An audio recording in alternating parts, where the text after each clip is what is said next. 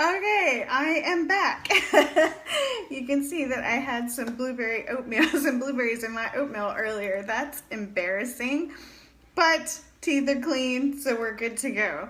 Anyway, guys, thank you so much if you are joining me live, and if you're catching the replay, I really appreciate it. My name is Sarah Can. I am a certified personal trainer and nutritionist, and I am passionate about empowering women to get strong and lead happy and healthy lives.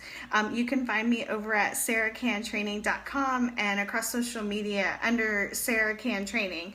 So like I was saying earlier, I am wrapping up some work and just wanted to hop on to share with you guys, as I had begun writing my gluten core guide last month, I realized that through my research that, I made several ab mistakes and ab training, kind of flubs and old school thoughts in the past when I would prep for competitions. I would typically wait until I was anywhere between 8 or 6 weeks out from a show. And I would kind of just add core exercises to the end of my workouts. And even then, I would do the same workouts every day, doing crunches or doing V-ups or something like that. And I didn't really challenge myself in any of those time periods because my association was abs are made in the kitchen. And yes, to some extent they are, but you still have to focus on building muscle and building those muscles. So it is required to train them specifically. And so, like I said, when I would train for competitions, that's kind of what I would do. I would just throw them on the end of the workout.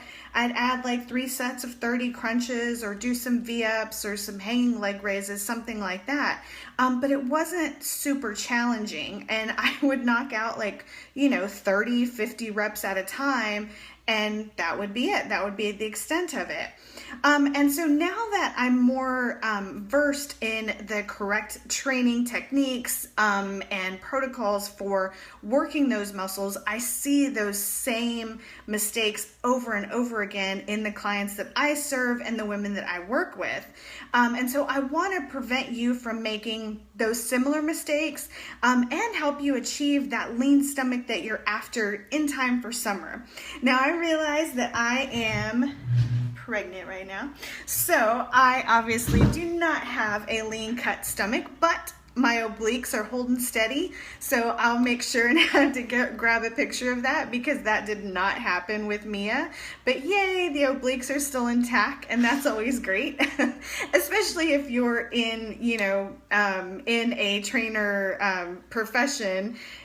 Trying to keep up with your abs while you're pregnant. It's a little difficult, but it can be done to some extent.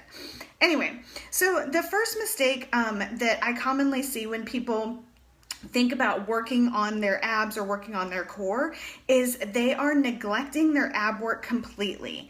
And I know that's kind of counter, okay, well, duh, of course they wouldn't have abs if they're not working them. But the thing that happens is that a lot of people believe that they can, like myself, during contest prep, I would just throw in a couple of exercises randomly. A lot of people will cut carbs significantly or just completely restrict their calories. And that alone is not going to get you that lean, strong core.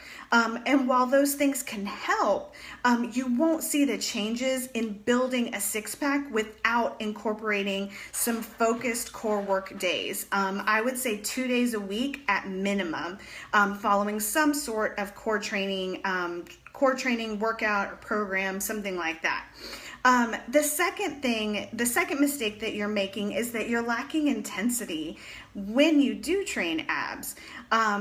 Think about when was the last time and what did you do? When was the last time you had a really good core workout where your abs are sore the next day or it hurts to laugh, or even to sit up in bed? Think about that because you can probably rattle off what your last squat PR was, what your last bicep curl PR was, or, pull up max or something like that. You can say that at the drop of a hat. But if I ask you, hey, when was your last good core workout or when was your last good ab routine? you might kind of like, oh, I don't really know. I don't really do them a whole lot, or I kind of do them sporadically. So really think about that. And so stop plodding through the high reps of crunches and leg raises, and instead aim to grow your abs by utilizing free weights in your core work, like doing barbell rollouts, decline crunches, maybe with a 5-pound plate, Russian twists with a kettlebell. Do not be afraid to start adding in free weights while you're working your core. Body weight alone is great if you're just starting out, but if you're a seasoned lifter, have been working out for at least 6 months, don't have any issues with diastasis recti or anything like that, I strongly encourage you to start utilizing free weights in your core workouts. The third mistake that I see so common, and again, I'm guilty of this too, is that you'll only incorporate moves that are firing your upper abs.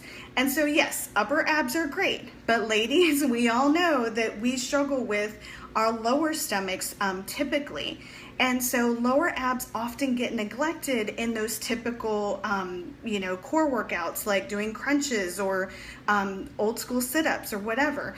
And so, they're less, because our lower abs are less visible, sometimes, we kind of like, oh, we're just gonna do these moves and call it a day. And so you'll see that oblique moves are typically skipped also in women because they think that it's going to make them wider, and that's not the case. And then of course transverse abs, always out of sight, out of mind, and so people usually skip those moves because they feel like, oh, it's not intense enough, or I don't really know what I'm supposed to be working. So they just won't do those moves at all. So to fix those, lower abs are super important for core strength and the powerful look that will pull in that V. So making your waist look smaller, we want our lower abs to come together, right? Reverse crunches or leg or knee raises can really help in that area. The second thing is working your obliques are crucial for core strength because they stabilize our upper body. And so when they're fully developed and defined, you'll see, kind of those piano keys in the on the sides. And women, guys, this is what comes in for us really fast. So you want some quick gains in your midsection. Start targeting those obliques because those come in pretty fast for us, and it gives us encouragement that like we're going in the right direction. And so, like I said, the reason a lot of women will skip oblique work is because they think it's going to make them look wider. But the thing is that that's actually hereditary, and so it falls more into if you have a broad hip to waist ratio, that's typically where you'll see it. And so if you're kind of concerned that might be an issue for you, maybe just lower your reps. Don't necessarily lower the weights that you're using for those moves, but maybe just lower your reps to like 15 to 20 or 20 to 30 if that's a concern for you. And then the last one I want you to work on are your transverse abdominals. So again, they're not visible, but they do play a crucial role in our posture and keeping our belly in. So you can work that area pretty much anytime, anywhere by just pulling your belly button towards your spine as far as you can, and then holding that position for a 10 count and repeat up to 10 times. So ladies, if you're doing your Kegels, go ahead and work your transverse abdominals at the same time. You'll knock out 2 muscle groups at one time. So just a quick recap of some common mistakes that I'm seeing and kind of how you can fix them if you're neglecting your ab work completely. And so what I mean by that is if you're just throwing them in, or if you are just instead deciding I'm just going to cut calories or cut carbs, don't do that. Instead, follow a specific ab training program to get you on track. And the second mistake that I see is if you're lacking intensity. So don't be afraid to use free weights when you're doing your ab moves, so that way you can really challenge yourself and think about growing those muscles as opposed to, like I said, just adding them in whenever you think about it. The third thing is focus on your lower abs, your obliques. Obliques come in fast, ladies, so it's really encouraging to see those.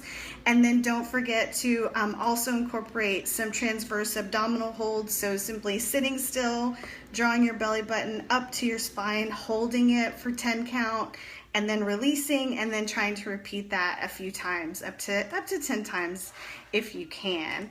Well, I hope that these tips are helpful. I would love for you to go download my glute and core guide. It has a fantastic 4-day core circuit that you can use as an ab training program, and you can always up the intensity as you get stronger.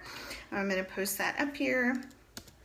And if you guys have any questions on your specifics and how you can start utilizing these moves, feel free to message me, or you can email me, Sarah@sarahcantraining.com. All right, you guys have a great rest of your day. I'll see you soon. Bye.